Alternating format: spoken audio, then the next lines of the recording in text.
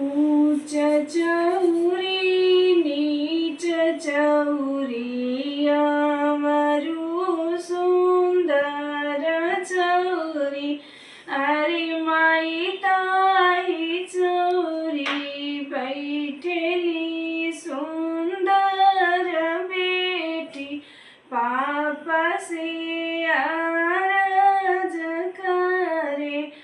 अरे पापा के करा के पापा कही भूल बोत के लोग अपन हुई है अरे